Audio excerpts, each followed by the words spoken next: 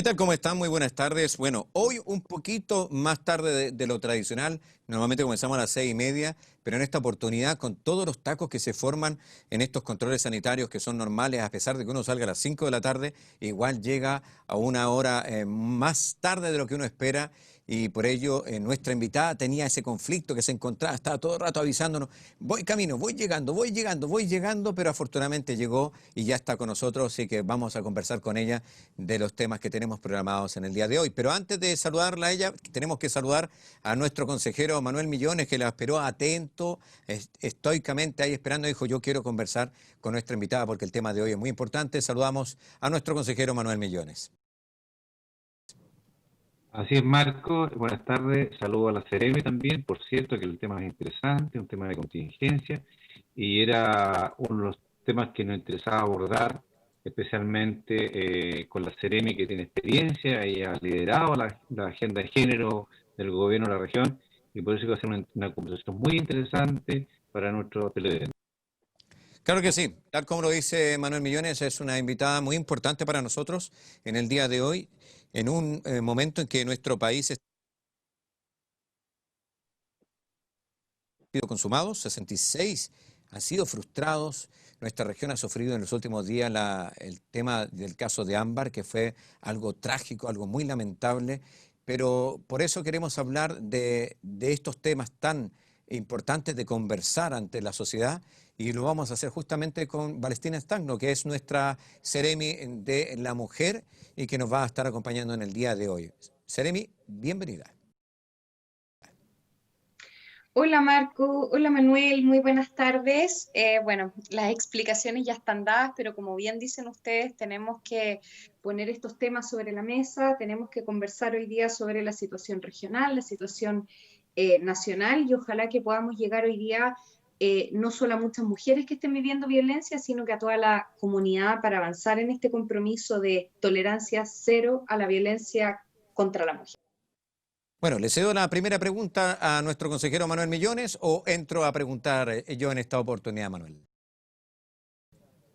No, yo fundamentalmente quisiera preguntarle a nuestra Ceremi, que es muy joven, además Valentina, ¿qué es lo que estamos haciendo en la región frente a la contingencia? Porque ustedes tienen políticas normales, ¿no es cierto? Habitualmente el gobierno cada año, o dependiendo del gobierno, hay una agenda. Pero este caso en particular ha reflotado otras iniciativas, ha reimpulsado, ha puesto acento en qué aspecto para enfrentar estos casos de violencia tan brutales que uno observa el día de hoy. Bueno, evidentemente que el femicidio, el asesinato de Ámbar es un hecho brutal, es un hecho profundamente doloroso y que pone en evidencia muchas debilidades y muchas falencias del sistema, ¿ya? De los distintos poderes del Estado y cómo hoy día estamos trabajando. Pero más allá de aquello, a mí me gustaría ser presente en lo que va del año en la región de Valparaíso, y con el femicidio de Ámbar han ocurrido 3 femicidios, ¿ya? Durante este año. Y por cierto que el hecho de que sean 3 femicidios es una cifra, ¿ya? Cualquier asesinato a una mujer nos activa, nos alarma, y nosotras estamos trabajando con mucha fuerza en la Agenda Mujer, ¿cierto?, que fue lanzada por el presidente Piñera con la entonces ministra de la Mujer y la Equidad de Género en mayo del 2018, y no hemos dejado de trabajar donde uno de los principales ejes y objetivos es precisamente la tolerancia cero a todas las expresiones de violencia. Sin duda que hoy día el contexto de crisis sanitaria nos ha hecho hacer pequeñas variaciones y establecer planes de atención y contingencia. ¿Y por qué? Porque los contextos de crisis sanitaria, de pandemia como los que estamos viviendo hoy día, son contextos en que se agudizan los hechos de violencia, se incrementan los hechos de violencia. Y a mí me gusta decirlo así muy claramente, porque la violencia de género, la violencia machista, al ser una problemática que es social, que es estructural, antecede a cualquier crisis sanitaria. Entonces ahí tenemos que reparar, y me gusta poner ese acento. No es que con la crisis hay más casos de violencia.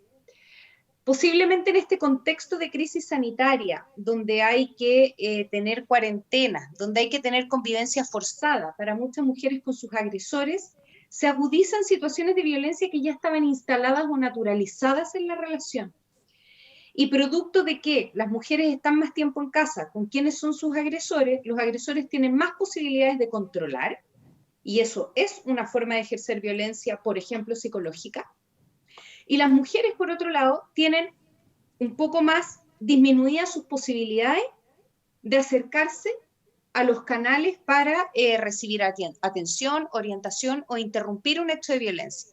Y por eso que hoy día, consejero Marco, es tan importante reforzar el plan de contingencia y señalar los canales que hoy día tenemos abiertos, desde el ministerio, desde el servicio, y por cierto decirle a las mujeres que en nuestra región de Valparaíso los dispositivos de atención, como los centros de la mujer, las casas de acogida que existen en la región de Valparaíso, no han dejado de atender. Hemos tenido continuidad en la atención, ya sea con mujeres que ya estaban ingresadas o con nuevos ingresos por nuevos episodios de violencia.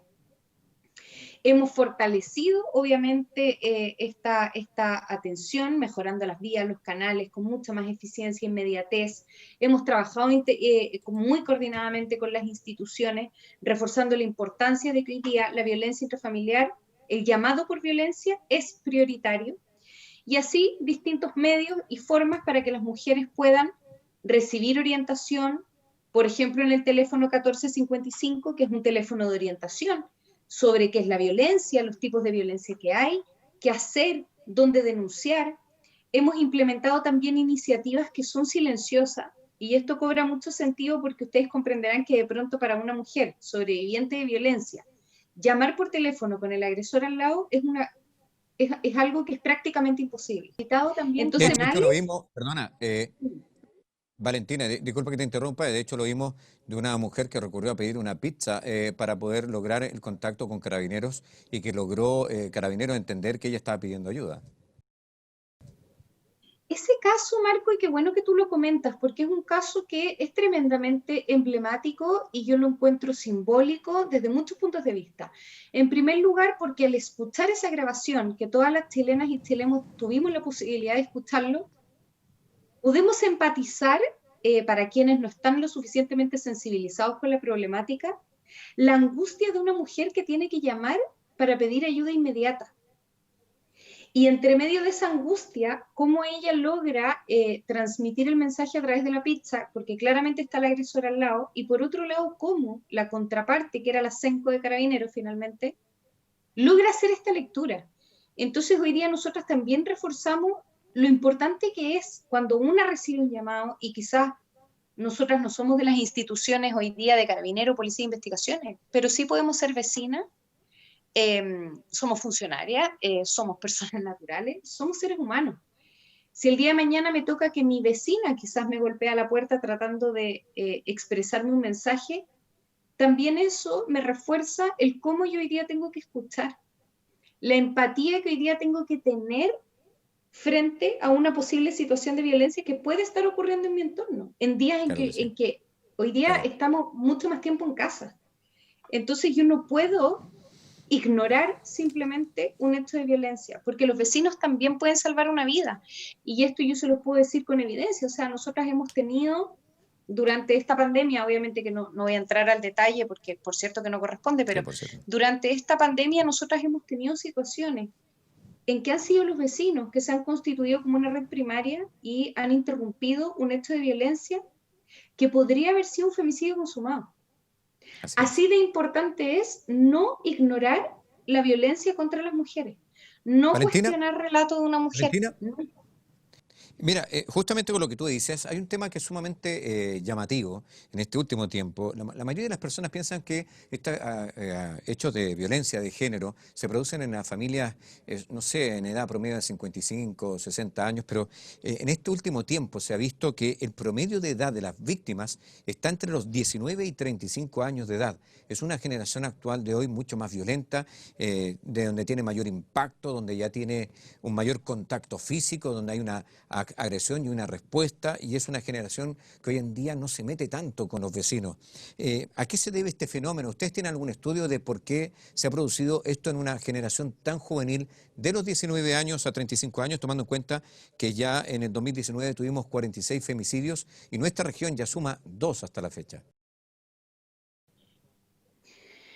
A ver, yo creo que acá es súper importante entender que quizás en las generaciones sobre los 35 años, 40 años de edad posiblemente, hay muchísima violencia intrafamiliar y violencia de género.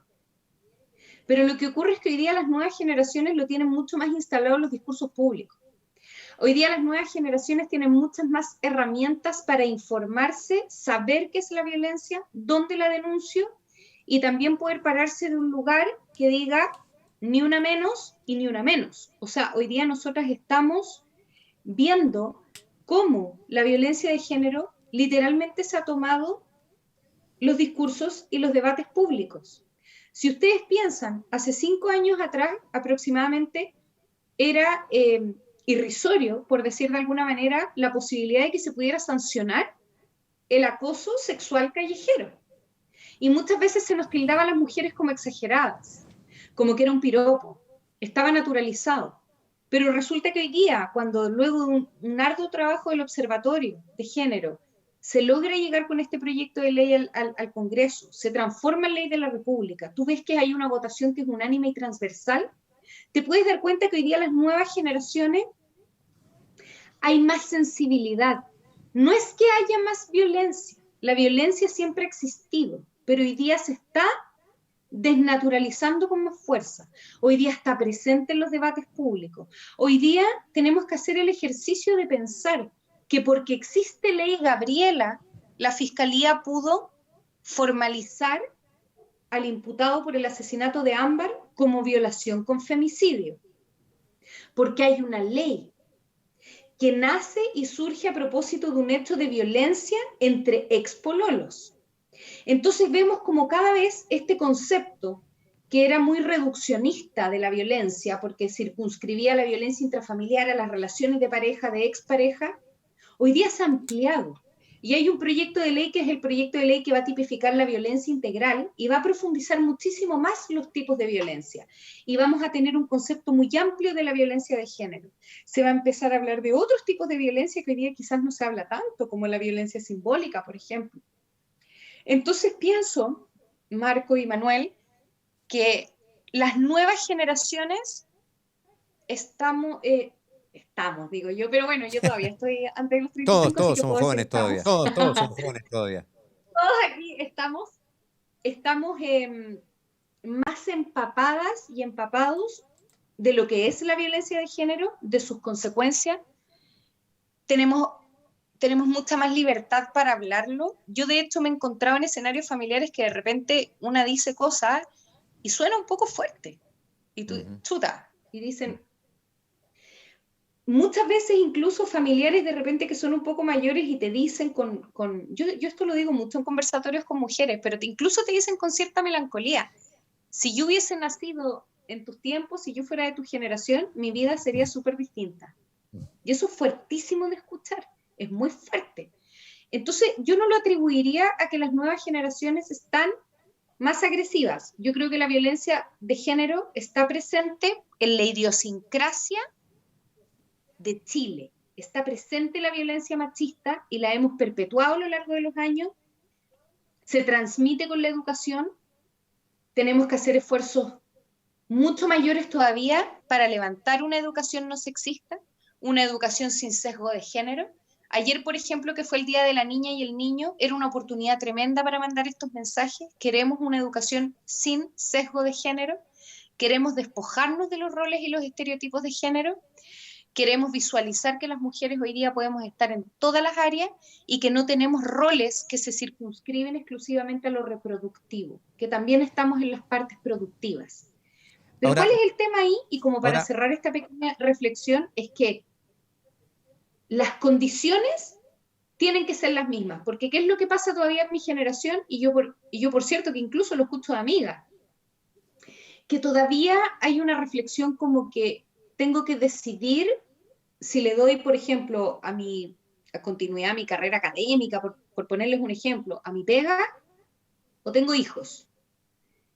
Entonces, pareciera ser que todavía hay una suerte de tener que decidir, en circunstancias de que, si tú lo ves en un hombre, puede hacer ambas cosas, y la pandemia, para ligar el tema, también ha evidenciado la falta de corresponsabilidad. Y acá yo sí te puedo decir que hay estudios categóricos que dicen que las mujeres pasan 6 horas al día en las tareas y los quehaceres domésticos y el hombre 2. Entonces también tenemos una deuda tremenda en corresponsabilidad en los espacios domésticos y del hogar, la corresponsabilidad social y la corresponsabilidad en los espacios de trabajo.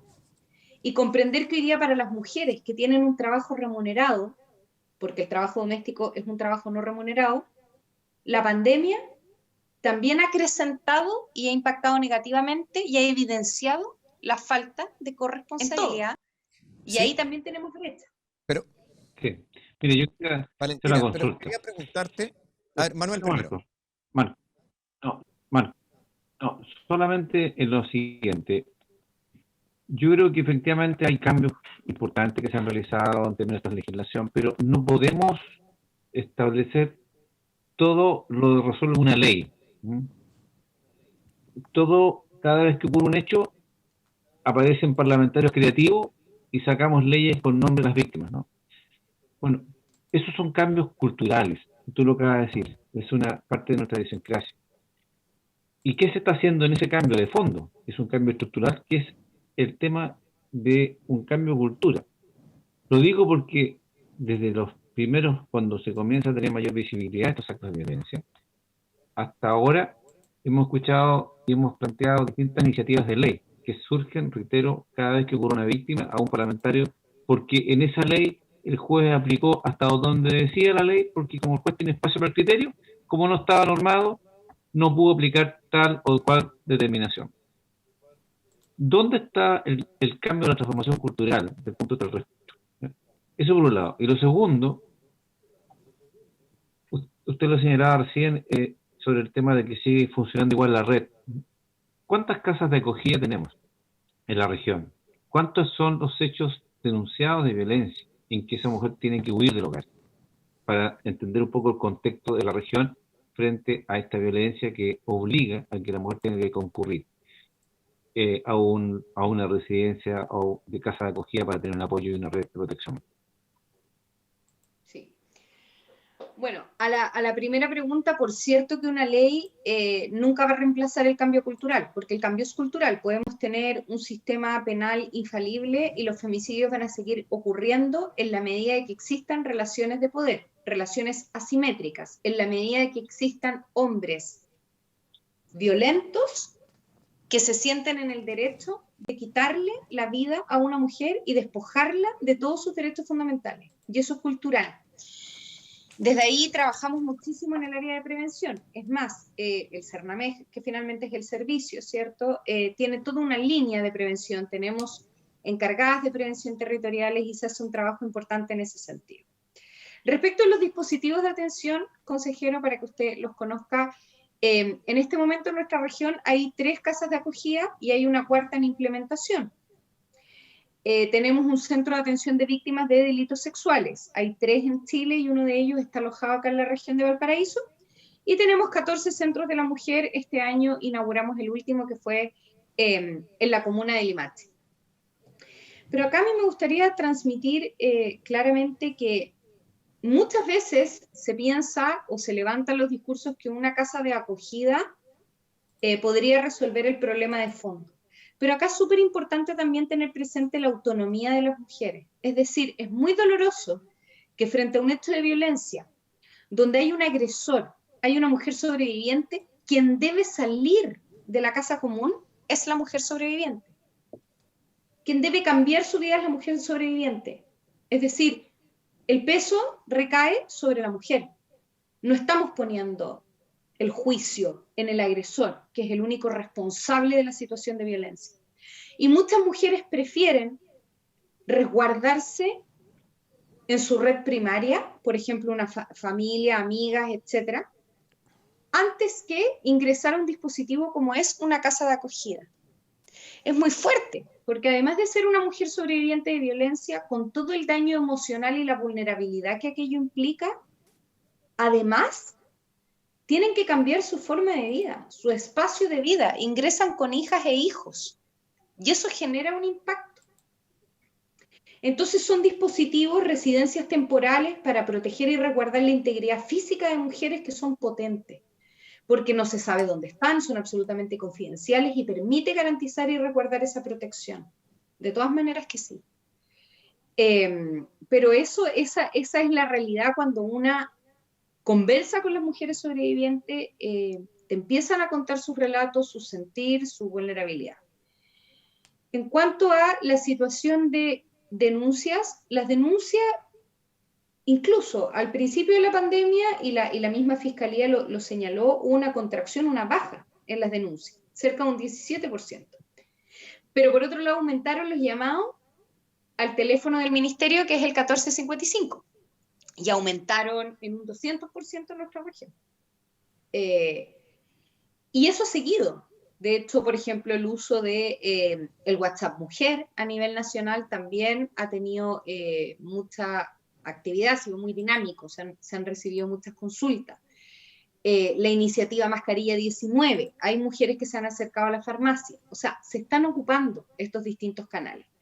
Hubo una disminución, lo que obviamente no quiere decir que no hayan hechos de violencia. Para nosotras, cuando hay una disminución de denuncias, quiere decir que no se está denunciando, pero no es que haya una disminución de la violencia.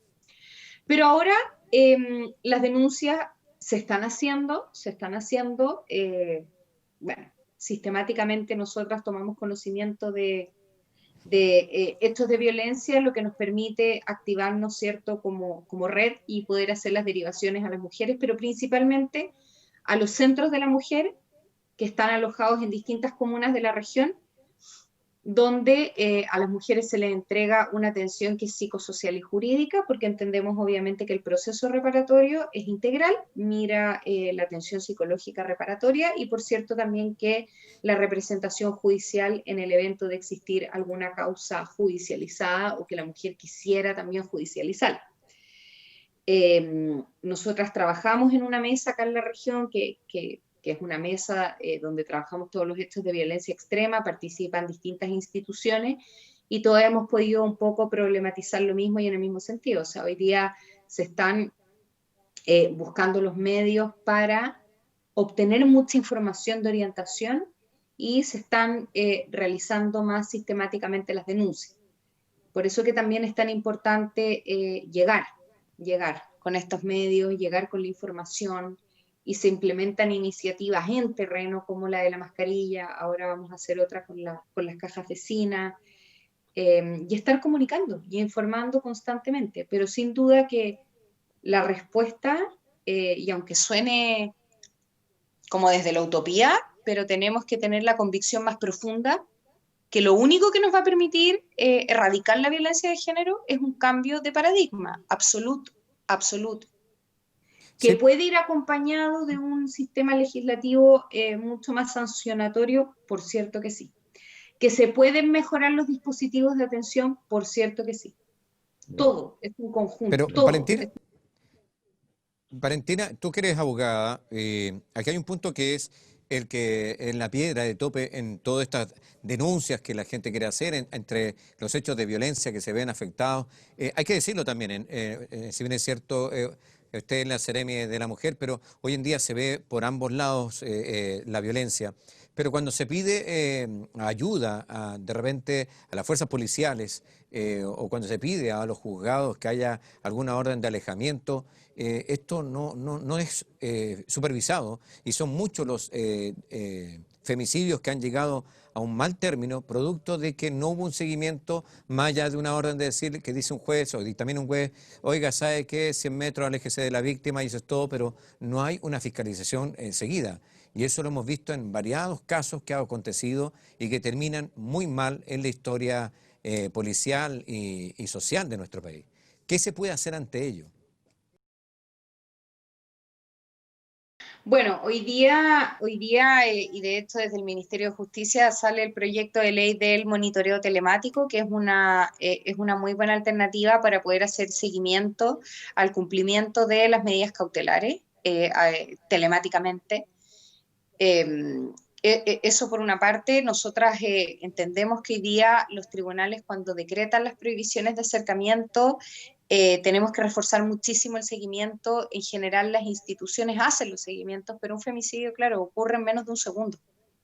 Es decir, tendría que haber una fuerza especial 24/7 fuera de la casa para que quizás eso no ocurriera, y aún así podría ocurrir dentro del espacio doméstico. Por lo tanto, hoy día hay que fortalecer sin duda el sistema de medidas de protección, de medidas cautelares. Hay que reforzarlo. Hoy día la ley, las medidas de protección son estas prohibiciones de acercamiento, y por lo mismo, por ejemplo, y volviendo al tema de las casas de acogida, si evaluamos alguna situación de riesgo, que hay un hombre que realmente no las incumple, además de hacer las denuncias por desacato, como lo que más importa es resguardar la integridad física de la mujer, la mejor opción, por ejemplo, en ese caso, es el ingreso a casa de acogida, porque son dispositivos confidenciales y que el agresor posiblemente no va a llegar a ese espacio. Siempre, obviamente, que respetando también la autonomía de las mujeres. Pero hoy día se trabaja con mucha fuerza, las instituciones priorizan los seguimientos a las medidas cautelares. De los femicidios que ocurrieron el año pasado, había un porcentaje de mujeres que ya había hecho denuncias, que tenía medidas cautelares vigentes, y por lo tanto, yo insisto, o sea, esto obviamente que es un cambio de paradigma, pero tiene que ir acompañado de un gran todo. Hoy día también hay que fortalecer la respuesta del sistema en cuanto a las medidas cautelares. Nosotras, por ejemplo, activamos botón de pánico, están los llamados preferentes. La Fiscalía también activa medidas de resguardo para las mujeres. O sea, se han ido generando otras acciones para poder precisamente activar la red cuando la mujer se ve en ese escenario de incumplimiento de una medida cautelar. Yo espero que el proyecto de ley de monitoreo telemático pueda transformarse en ley, porque sin duda eso va a ser muy significativo y muy importante para monitorear el cumplimiento de las medidas cautelares, porque ahí claramente que hay una debilidad en el sistema. Jeremy, perdón, ¿cómo se resuelve el tema de la dependencia económica de la víctima del agresor? Porque muchas veces la misma persona, esto es conocido, que hace la denuncia y después la retira, ¿cierto? Por nuestra realidad socioeconómica, estamos hablando ante la pandemia, ¿no? Vive o sobrevive a lo que el entorno entrega a su pareja, su esposo, ¿no? O su conviviente. Entonces, ¿hay alguna medida inicial? Porque tú lo que haces es separa, ¿no? Si hay una orden judicial, separa o prohíbe el ingreso, ¿no? Pero está la dependencia económica, ¿no? Sustento. Y por tanto esa mujer está obligada a aceptar ese agresor porque es la que le permite alimentarse a ella y a su hijo, ¿no? Entonces, particularmente el sacrificio de la mujer por sus niños. ¿Qué pasa ahí? ¿No hay ninguna red de apoyo del Estado económica, algún tipo de subsidio, subvención que permita a esa mujer transitoriamente? Veamos lo que pasó con el 10%. ¿Cuánta gente tuvo que ir a tribunales para cobrar esa pensión de alimentos que ese hombre no le ha entregado a esa mujer? ¿Qué se está haciendo en esa materia, en el tema de la situación económica, de la dependencia económica de la víctima del agresor? Bueno, efectivamente, la dependencia económica es uno de los factores que quizás hacen que las mujeres no interrumpan la situación de violencia. Nosotras trabajamos la autonomía física, económica y política con las mujeres. En toda la línea de autonomía económica, el Servicio Nacional de la Mujer y la Equidad de Género tiene toda la línea del área mujer y trabajo. Nosotras tenemos el CERNAMEG tiene un programa que es el programa Mujeres Jefas de Hogar, que precisamente se fortalecen las competencias en autonomía para que las mujeres puedan consolidar la autonomía económica. Trabajamos también interinstitucionalmente con otras instancias, como lo es UNFOSIS, como es CERCOTEC, obviamente para ir fortaleciendo esos espacios. Ahora vamos a sacar un programa de reeducación financiera.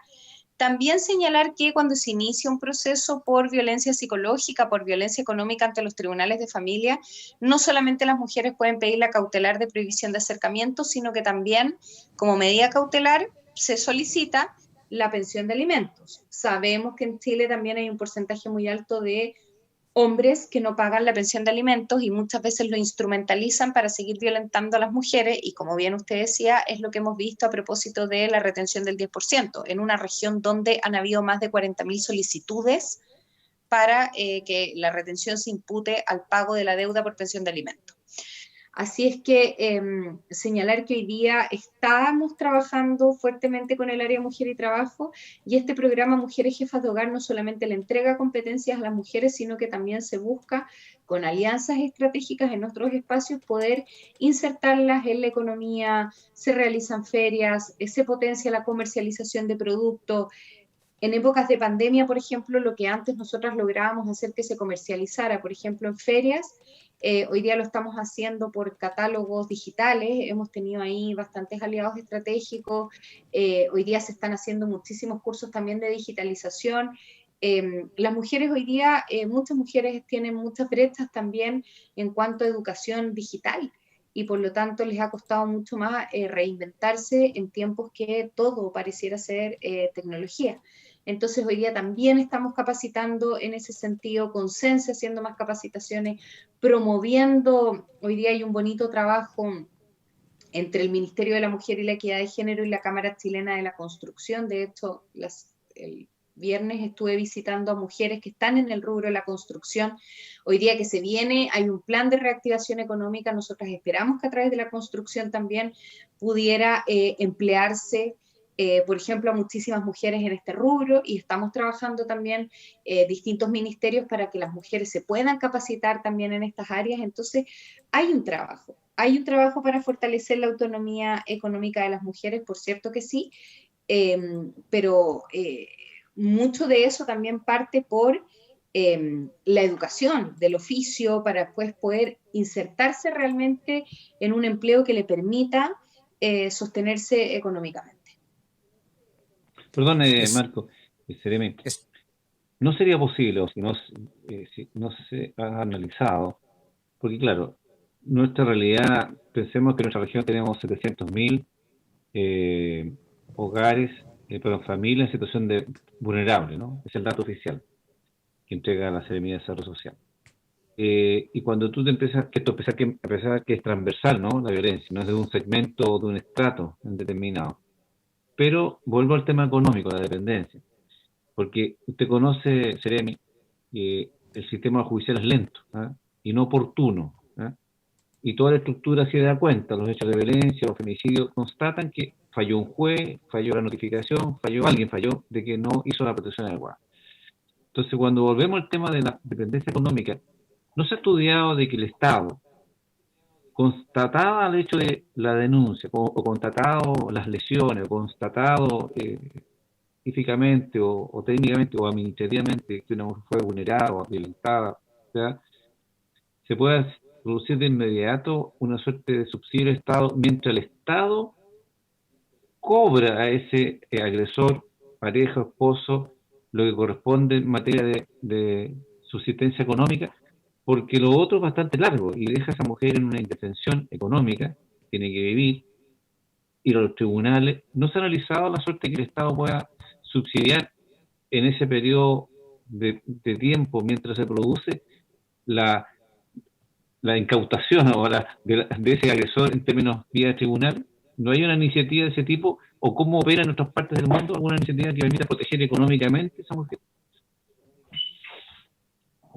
Mire, hoy día, bueno, y no es reciente, ¿no? Pero cuando se lanzó Compromiso País, habían 8 mesas de trabajo, de hecho a la región vino a lanzarla en ese entonces el ministro de Desarrollo Social y Familia, que era Alfredo Moreno. Uno de los grupos de mayor vulnerabilidad son las mujeres sobrevivientes de violencia, que pertenecen al quintil más pobre y sin ingresos propios. Y precisamente el ministerio levantó un plan piloto que se estaba implementando, ¿ya?, precisamente para generar todas las estrategias que permitan generar ingresos propios a mujeres cuando están siendo víctimas de una situación de violencia. Ese es un plan piloto que todavía no tiene resultados de medición o evaluación porque está en desarrollo, pero sí se levantó a propósito del Compromiso País como una de las principales mesas de mayor vulnerabilidad. Por lo tanto, nosotros después esperamos evaluar este programa y buscar las mejores posibles soluciones para mujeres que son sobrevivientes y no tienen estos ingresos propios. Y también acá señalar, por ejemplo, lo que ocurre con la vivienda. A veces no se sabe mucho, pero, por ejemplo, entre Cernamej y Serviu hay un convenio para poder dar prioridad, ¿cierto?, a mujeres para que puedan optar a la vivienda a través de Serviu. O sea, existen también otros convenios con otras instituciones para fortalecer la autonomía finalmente de esas mujeres. Pero hoy día lo que se está analizando en lo concreto surge a propósito, como le cuento yo, de este plan piloto del Compromiso País, y se está mirando precisamente a las mujeres sobrevivientes sin ingresos propios, porque sabemos que ahí hay una debilidad muy, muy grande. Los resultados, obviamente, que el Ministerio los va a socializar una vez que este plan piloto haya terminado. Pero ¿sabes, Seremi? El problema de estos temas que a mí me tocaba ver, todos estos apoyos se sustentan en base a la concursabilidad, ¿ah? O propuestas prácticamente de criterio de un director de un servicio o de una Seremi. No es una política pública respecto a la ayuda, ¿no?, inmediata. Usted se da cuenta que incluso nosotros, el fondo que se constituye respecto a las multas en el gobierno regional entra a una suerte de concursabilidad, que no podemos hacer una asignación directa o una subvención directa a un grupo de organización de mujeres que han sido violentadas. Entonces, tenemos una estructura no acorde al tema que es inmediato, o una respuesta inmediata a las víctimas. Y eso es lo que uno ve, que es concursabilidad, programas, pilotos, y no una política pública que permite hacer mucho más efecto. No es un problema de este gobierno, sino que es un tema estructural, digamos, de nuestra institucionalidad. En esa línea, por lo que veo, no hay un avance más rápido, ¿no? Es que yo no diría que no hay un avance más rápido. De hecho, yo creo que nuestro gobierno ha logrado transversalizar el enfoque de género e instalarlo también como política pública. De hecho, Compromiso País es una política pública. Hoy día, por ejemplo, también Innovafosis levantó muchos proyectos y estamos trabajando. De hecho, en la región de Valparaíso se adjudicaron un proyecto, un emprendimiento muy bueno, el año pasado también, que era Ecoworking y que precisamente buscaba resolver la autonomía económica. Es un programa que se está ejecutando en este momento, y esos programas que entran en Innovafosis tienen la característica de que que se transforman también en política pública. Por lo tanto, desde mi criterio, obviamente que hay un problema de Estado y hay que transversalizar mucho más el enfoque de género. A ver, y también convengamos, el Ministerio de la Mujer y la Equidad de Género nace el 2016. Es Secretaría de Estado, antes era un servicio. Somos Secretaría de Estado y que por lo tanto la ley que nos constituye nos mandata a transversalizar el enfoque de género en las políticas públicas desde hace 4 años atrás. Desde hace 4 años atrás. Pero yo hoy día sí puedo decir que en nuestro gobierno sí se ha logrado permear la equidad de género categóricamente al interior de distintos servicios públicos, de otras carteras ministeriales, y hoy día vemos como cada cartera, mucho más allá de sus PMG de género, sus políticas públicas hoy día están mirando precisamente la equidad, y muchos de los programas van dirigidos precisamente a esta población de mujeres. Y eso finalmente también es transversalizar una política pública con enfoque de género, que nosotros en estos 2 años lo hemos hecho, considerando que somos Secretaría de Estado, que se crea hace 4 años atrás, finalmente la ley.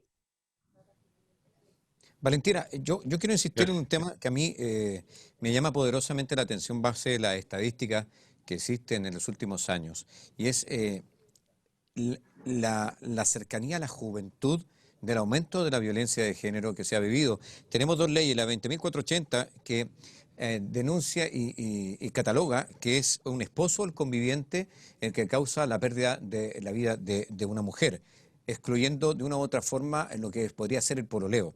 En la ley 20.066 es catalogada dentro de lo que es la violencia intrafamiliar.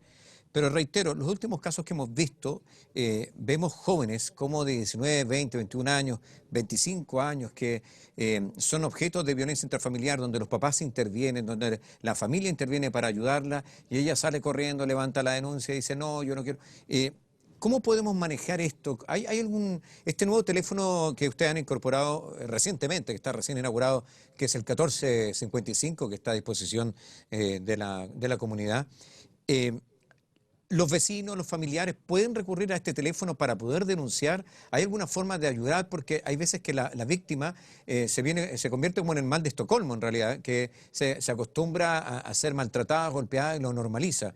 De una u otra forma, este teléfono que ustedes acaban de crear, ¿cómo lo puede usar la comunidad cuando escucha al vecino, arriba o abajo de su domicilio, al frente de alguien que está siendo víctima de la violencia? Pero especialmente me refiero, Valentina, en el pololeo, que es un tema que no es menor.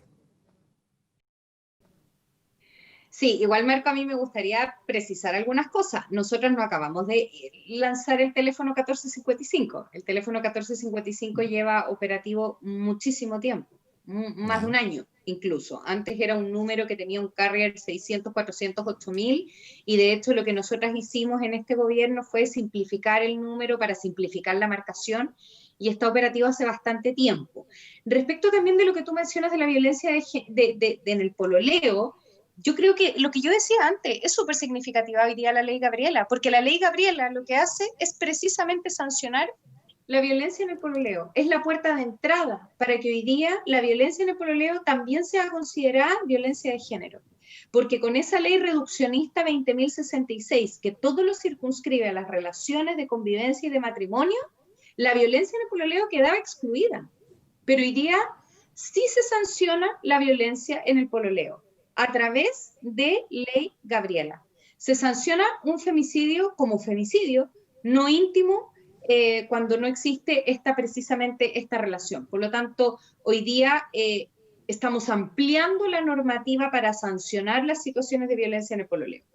Respecto del teléfono 1455, que es una de las herramientas, son teléfonos de orientación que puede llamar cualquier persona de cualquier edad, de cualquier sexo, para recibir orientación sobre qué es la violencia. Funciona a las 24 horas del día, es gratuito, es desde teléfono fijo o celular, y hoy día desde nuestro Ministerio de la Mujer y la Equidad de Género en ningún caso excluimos la violencia en el pololeo. Es más, se trabaja con la problemática de violencia en el pololeo. Antes de que partiera, por ejemplo, esta pandemia, nosotras hacíamos muchísimos conversatorios que iban precisamente dirigidos a jóvenes, en conjunto, por ejemplo, con el Instituto Nacional de la Juventud, o directamente en la Seremía íbamos a distintos establecimientos educacionales a problematizar la violencia en el pololeo, precisamente a decirle a los jóvenes: hoy día hay una ley que sí sanciona estos hechos. Hoy día sí es un delito la violencia en el pololeo, porque eso es muy simbólico, es muy significativo ese reconocimiento, y también entregar herramientas para reconocerla, entregar herramientas quizás al grupo familiar para saber cómo apoyar como red primaria a algún joven que esté viviendo esa situación. Y me parece que una de las cosas más potentes hoy día también es instalar el discurso de que nada justifica la violencia en el pololeo, porque ocurre mucho, y esto yo siempre lo digo muy abiertamente, pero cuando tú tienes conversatorios con jóvenes, y en este contexto a mí hay veces que incluso me han dicho curado no vale. O sea, empezar también a deconstruir culturalmente que nada justifica la violencia. O sea, ni el consumo de alcohol, el consumo de ninguna droga, es decir, drogado y curado vale igual.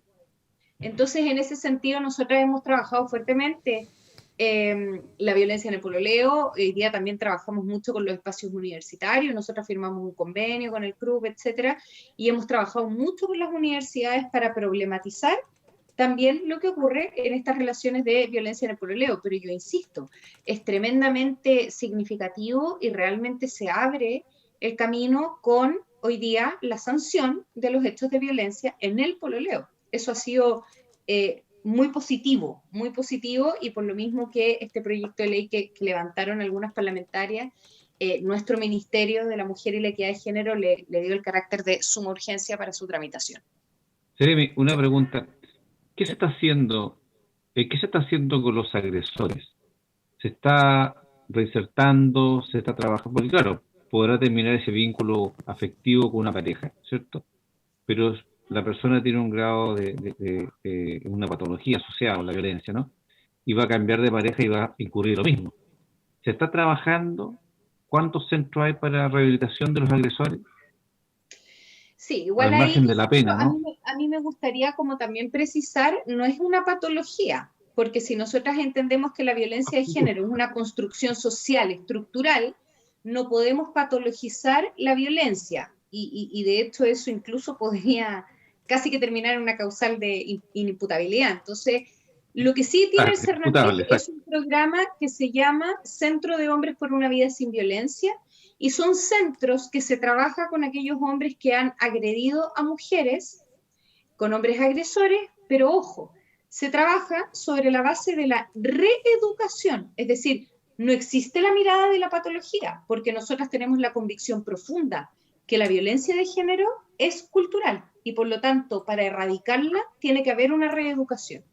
Entonces, el CERNAMEJ tiene este programa, Centro de Hombres por una Vida Sin Violencia, y también es importante visualizar que en este sentido la política pública obviamente que tiene muchas herramientas para que las mujeres puedan interrumpir el ciclo de violencia, pero también estamos mirando hoy día al agresor y eso es tremendamente importante, no siempre estar poniendo el énfasis o el acento en la mujer que es sobreviviente, sino que también entender que la violencia existe porque hay un agresor.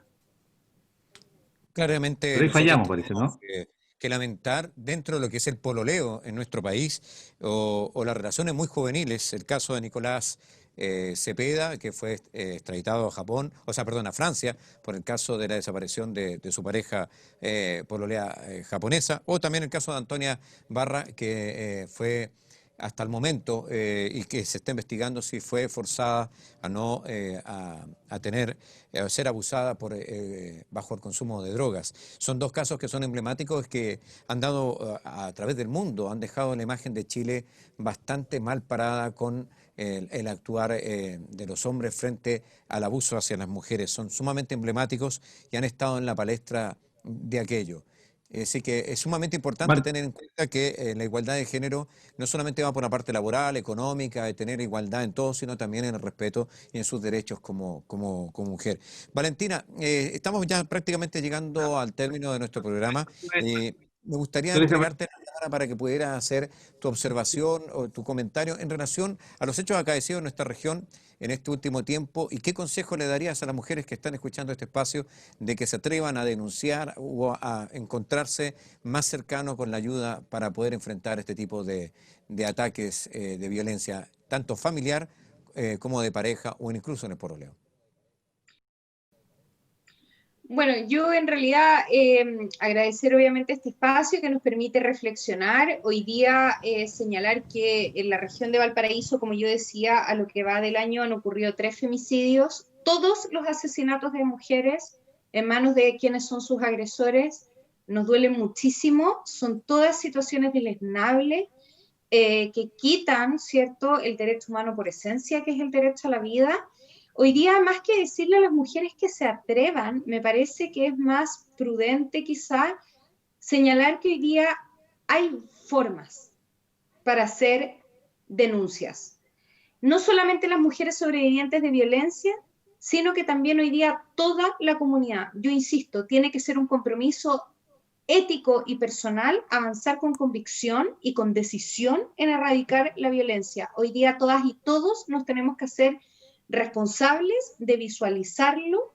Si es que de repente no nos atrevemos a hacerlo porque el agresor después se puede desquitar, que sepan que se pueden hacer denuncias anónimas. Tenemos canales silenciosos como Mascarilla 19, el WhatsApp, el web chat de CERNAMEJ.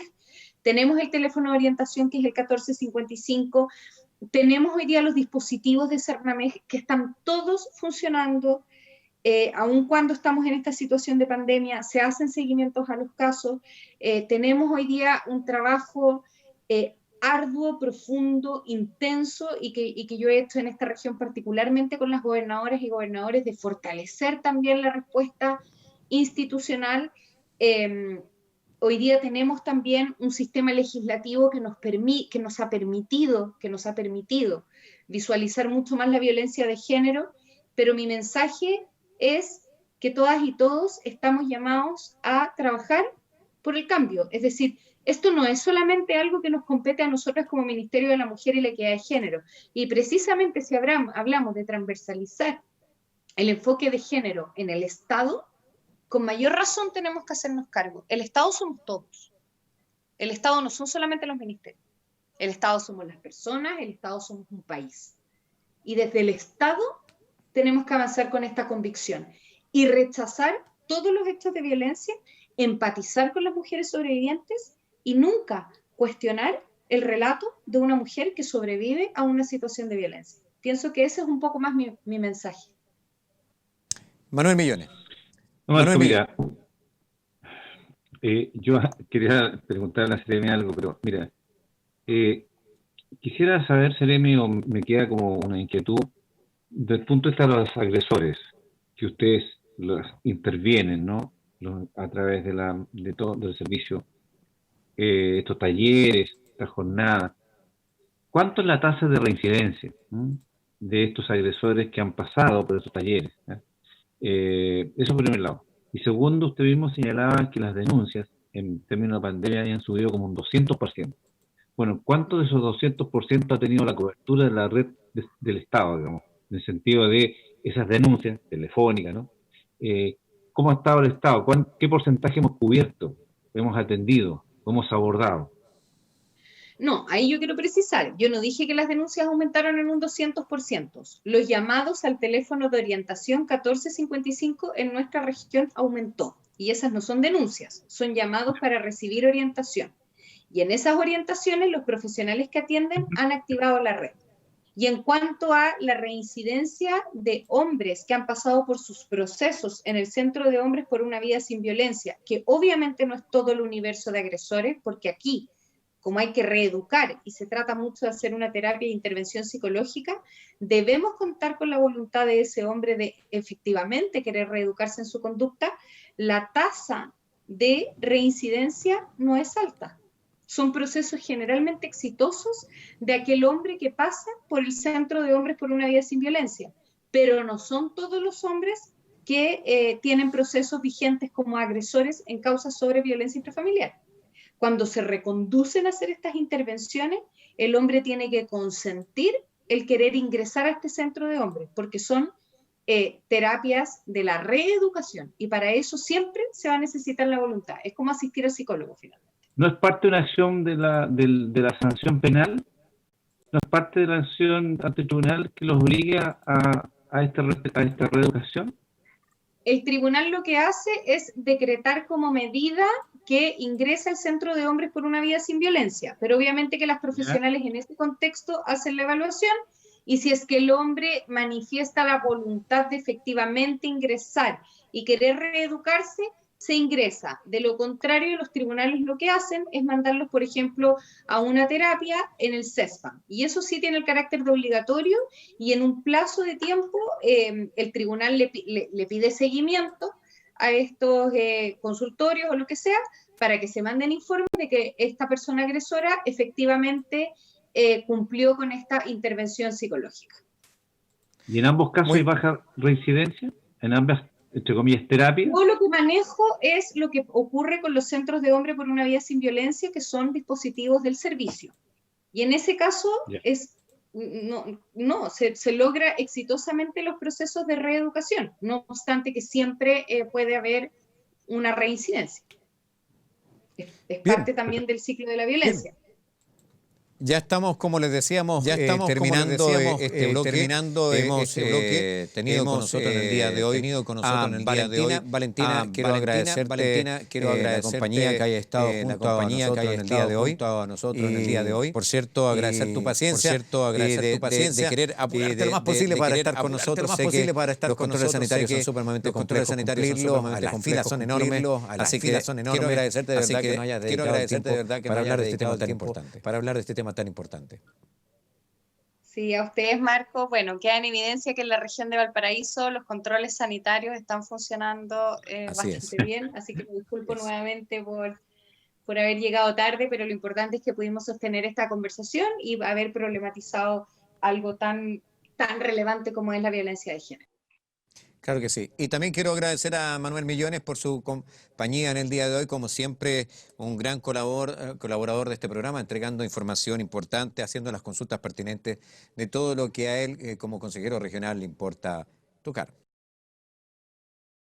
No, yo agradecer, Marco, la oportunidad y a Valentina que ha estado en este programa, porque obviamente, como ella dice, mientras más logremos instalar y visibilizar el problema de la violencia, obviamente vamos a tener una mejor estadística, ¿no? Aunque sea frío decirlo, pero en la medida que podamos tener visibilidad, entregar herramientas, formas de denunciar, eh, donde todos tenemos un rol, ciertamente que estos programas ayudan y por eso que valoro el trabajo que viene desarrollando la Seremi, en este caso Valentina, en esta importante función como Seremi de esta rama. Muy bien. Queremos comenzar así, de esta forma, a despedir nuestro capítulo del día de hoy en Región Profunda. Recuerden, tenemos el número 1455 dispuesto para atenderles y entenderles y entregarles todo el apoyo. Y de esta forma nosotros comenzamos a despedir una edición más de Región Profunda, donde tocamos los temas que nos importan especialmente en nuestra región, nuestra realidad.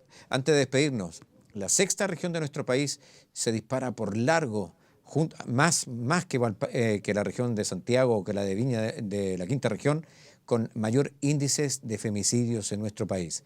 Tenemos que estar atentos, escuchar, ayudar, aconsejar y por sobre todo estar presentes cuando más se nos necesita en esta situación como es la violencia de género. Buenas noches, muchas gracias por su compañía. Nos encontramos este próximo lunes en otra edición de Región Profunda. Chao, chao.